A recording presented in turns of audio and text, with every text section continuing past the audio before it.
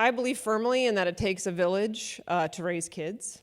It takes a village, and one of the things about my village is that there are 2 human beings in that village, and their names are Kathy Sample and Bill Brinkerhoff, and they have this amazing organization called Argus Farm Stop, for which is my daughter's first employer. And one could not ask for 2 better first bosses than Bill and Kathy. I will get these cute little texts from Kathy going, "Oh my God, I just saw Linnea do blah, blah, blah. She's so cute." For those of you who are parents, when you see other people love your kids as much as you think you might love your kids, that's a gift. But Argus Farm Stop is not just a gift to me, it's a gift to a community. And the thing that I love about Argus Farm Stop is that you can hear any conversation in that place. People's minds can be changed. Aaron will tell you a story about during the election season, the woman, Linda, who sells outside really amazing bagel bombs. I'm telling you, they're pretty amazing. Was having a conversation with a customer, and the 2 of them were having a whole kind of really thoughtful, really kind conversation about who was running for governor. And after a little while, the person said to Linda, like, "You really changed my mind on this. I really appreciate that." There are babies there. There are kids there. There are college students with headphones in doing their homework, using up the Wi-Fi. It is an amazing, amazing place. And it's even more amazing if you realize that the space that they created was an abandoned gas station and turned medical marijuana dispensary, turned another abandoned building again in the heart of the Old West Side of Ann Arbor. And all of a sudden, they started painting that thing, and I'm like, what's going on there? And then all of a sudden, they were growing corn on a roof. And then all of a sudden, they opened. And what they did is they opened and they created this space and this community for us that has kept on giving. And they're going to tell you that story. But mostly what I want to do is just welcome Bill and Kathy to the stage and say thank you for not just making a community for us, but a community for local farmers and for the local food ecosystem. You have created a model that I cannot wait to see spread across not just the United States, but the world.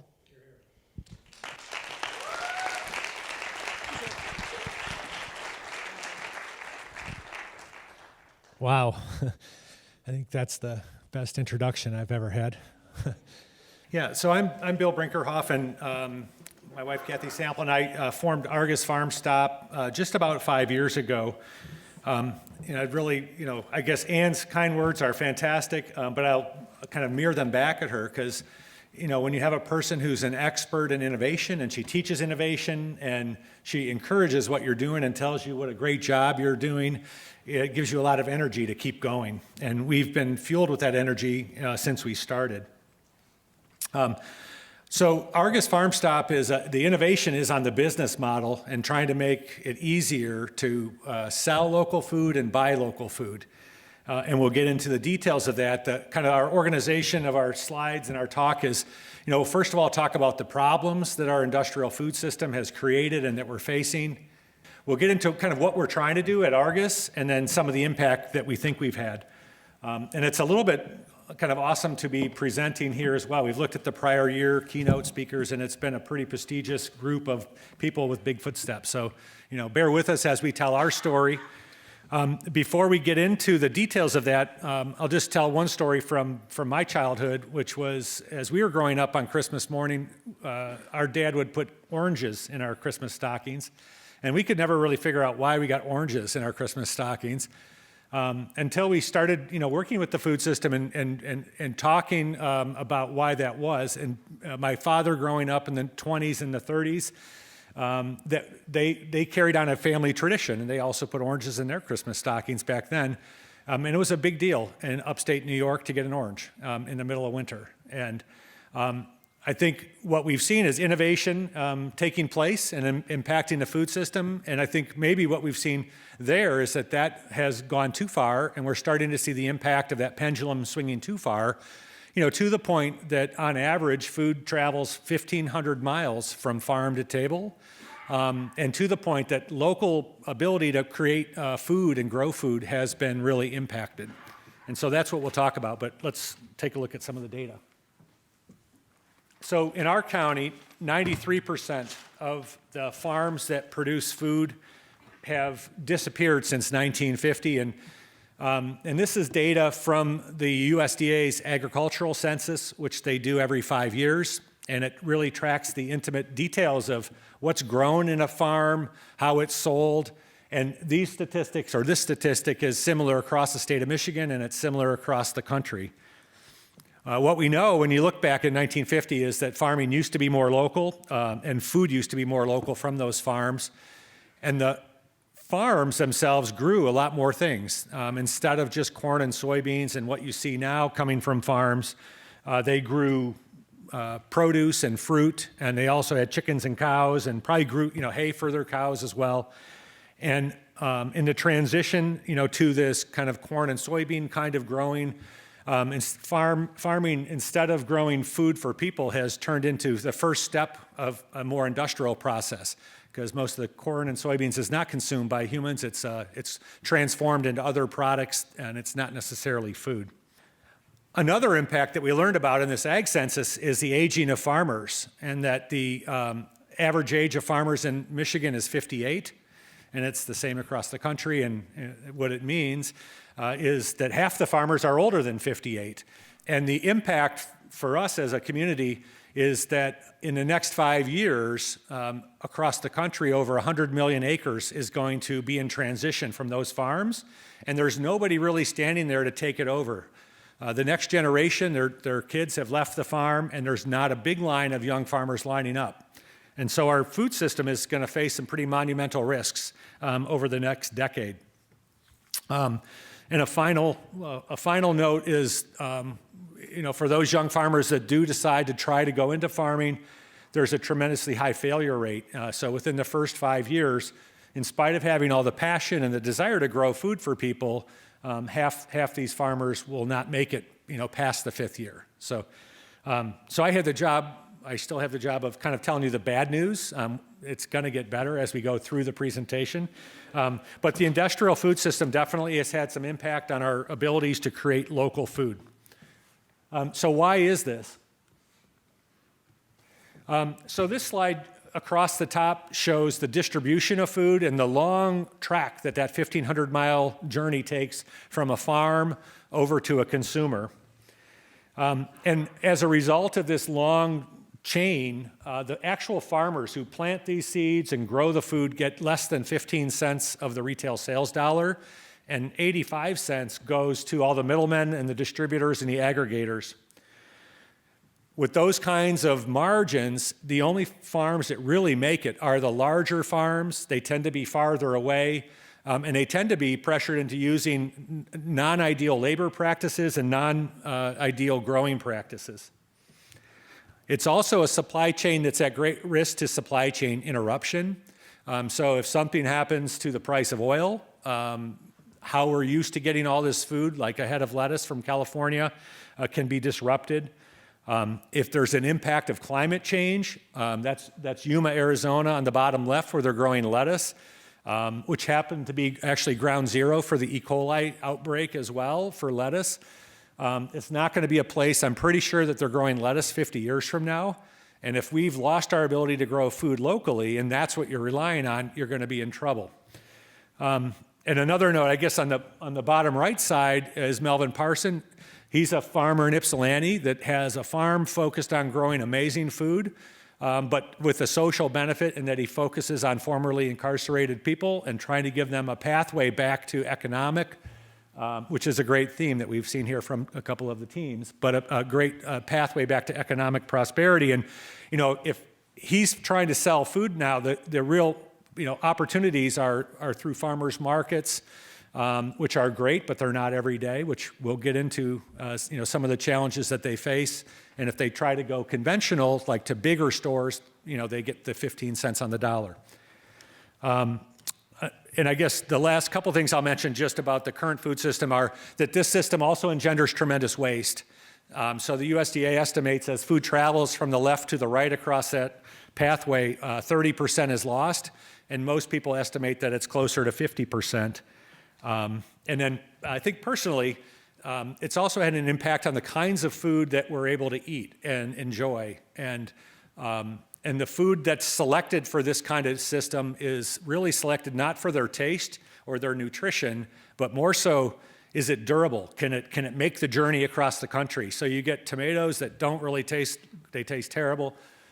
You get apples that are really tasteless. And one thing that we've seen at Argus is like the little kid that tastes like what a vegetable is supposed to taste like because it's coming from a close-by farm and it's an heirloom variety bred for taste. And they have a whole new relationship with food. So these were the kinds of things that were kind of on our mind in 2013 as we were thinking about what to do next. And at that point, we met Jessica, and I'll turn it over to Kathy to tell the story from here. So that was 2013? Okay, so it seems like a long time ago. We were going up to the College of Worcester to bring our son to college. Oh, here. Do a good job. We were going up to the College of Worcester, and it's a small town, Worcester, Ohio. It's a kind of a blue-collar town. It's where Rubbermaid used to be. It's a lovely little town surrounded by farms. And we dropped Ben off, and then we wandered into this downtown, and we found this awesome store. And it was a farmer's market, but the farmers were just dropping their stuff off, and then the staff was selling for them, and the farmers were going on their way. We had a chance over time to meet some of the farmers, and it was one of those, for us, it was an aha moment. Like, why doesn't every town have a store like this? Why are we buying our food in such an industrial way, and we don't know who's growing it? And it really resonated with us. So we struck up a conversation with Jessica, who had started this store. She's really amazing. She started it when she was 28, I think. And we talked with her about what this model looked like and how did it work. And she was very welcoming and open. So we wandered back to Ann Arbor, and we thought, well, let's talk to people about maybe doing something like that in Ann Arbor.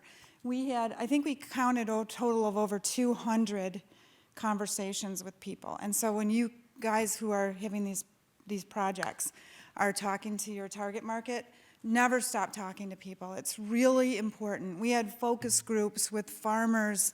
We talked to everybody in the food system, politicians. We talked to the city officials because we thought maybe they would give us a building to try this out in.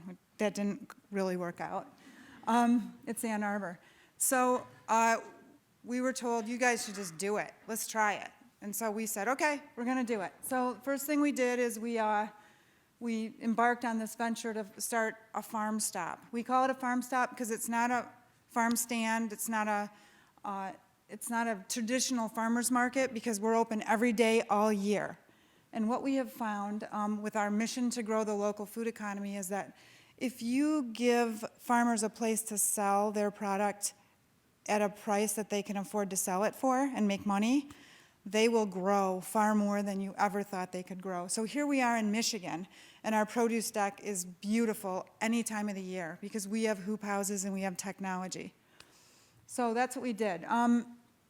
We first found a building, an old abandoned gas station, and that's what Ann was talking about when she saw us painting it. I think Linnea might even helped us get the paint on that building. First thing we did was find a location. We incorporated our business as an L3C. That's a low-profit, limited liability corporation. So that's a for-profit corporation because we didn't want to do a nonprofit and spend a lot of time raising money every year. But, you know, because you're beholden that way to just continue that pipeline of grants, and we didn't have it in us to do that. So we found the building, we incorporated, and we started hiring. And one of the best things we did was find staff who knew what they were doing. And we found some amazing people who understood our mission, understood where we were in this journey, and who had such talent that they could help us move our model along. So first we hired, I don't think I mentioned that the business model is that we pay farmers 75% of the price of the goods that they sell there, and they set the price, and they own the goods. So the farmer owns the product on our shelves, and so we have to take really good care of it and sell that for them. But they get 75% of the price, which is how many times what they would get in an industrial food system? Come on, you guys do the math.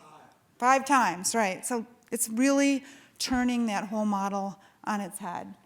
So our farmers rallied. We opened up in August of 2014, and within the first week, we had already hit a sales level that we had built into our pro forma 18 months down the road. So we knew that there was a latent market in Ann Arbor of people who weren't making it to the farmers market on Saturdays and Wednesdays.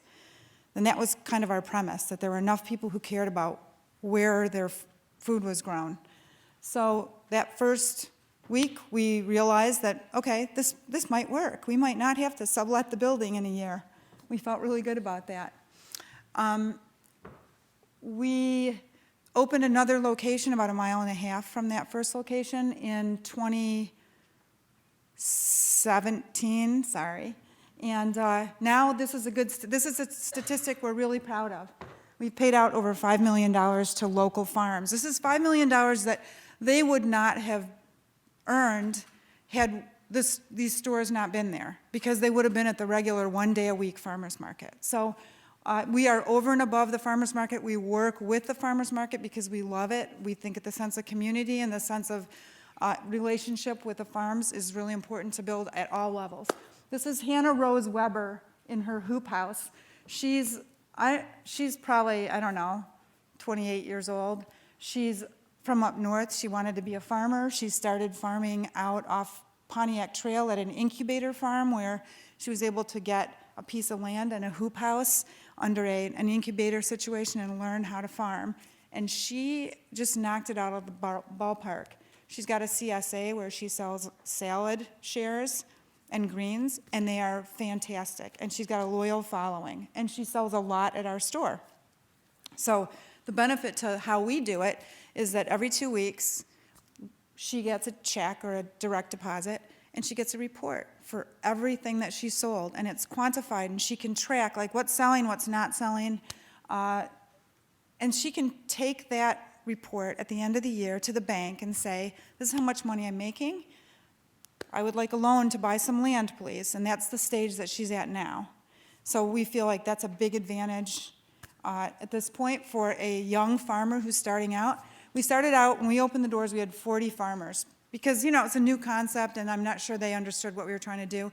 We have over 200 now. We have a waiting list for farmers. We have a waiting list to get in all categories. We do beef, dairy, the whole 9 yards. So it's working. It's been a successful model, and we feel like we identified the problem, we addressed the problem, we worked for several years really hard, tried to hone the model a little bit and get it to a point where it's efficient, it's effective, our customers feel like they're appreciated, and our farmers are giving us really good feedback. So let me just tell you the rest of the story. Let me tell you, it's not all kittens and roses when you do something like this. And so you are giving us presentations about how your plan is, how it's going to work. Your projections are just like that. Your projections are pretty impressive. It doesn't always work that way. And it's not as much fun if it were to work that way. So what we found is that we kind of, when we were sitting on our kitchen table, we kind of thought it was going to be like that. But it really has been a lot more like that. And along the way, we've just found things that confounded us, and we figured out solutions, and then we've made more friends and had more conversations. Market research, we did every step of that way. So it's just a constant game. When you find what's in your your science box, you're going to hone that science box, and it's going to look different the next year. Everything looks different as you go down the path. So, yeah, it looks like that, and it's not over. Like, it kind of looks like at the end, like it's going to be straight, but we know that it is not. It's clear to us. All right, so in 2013, when we started looking at the concept, like we started kind of doing market research and looking at how many farms we had in the county and figuring all this stuff out, we had no idea of the statistics that Bill gave you 15 minutes ago. We didn't know those numbers then. We learned those numbers along the way. And what we learned is that we could work together. That was one of the things that, you don't know when you start out. We could work together. It could work fairly smoothly. I think things like developing a logo is far more stressful than you'd ever think it would be. And so you've seen that it's working. So what next? What's next on our agenda? This is what we're doing next. So what we found is that consumers now can get locally grown food in 2 places in Ann Arbor. An Argus model opened in New York along the Hudson Valley in October. Another Argus model is going to open in Chelsea in the spring. We are working with over 30 different people around the country on their interpretation of our model. We're an open source model, so we just give them whatever they need, financials, how you might do something, standard operating procedures, hiring procedures, whatever they need. But the restaurants didn't have anyone to buy local food from. So our local restaurants who wanted to buy food from farms would have to go to the farmer's market. So we were trying to help with that. Since the farmers are already coming to our store, we now have a hub. It has a catalog that the chefs can go on, and the day camp the day camp people and the sorority house mothers, and they can go on there and see what we have in our store, and they can just place an order like they would however they were doing it before at an industrial place, but now they can get it from local farms. So that's what's next in store at Argus. We're trying to expand the availability of local food, and we're sticking to our mission to grow the local agricultural economy. And I think that was, if I had to say one thing to you guys when you start your adventure, which you clearly are well on your way, stick to your mission. Remember what you originally started this for, because that will always keep you on the right path, and it will always keep you inspired to do the thing that you need to do that makes it work. That's it. Thank you.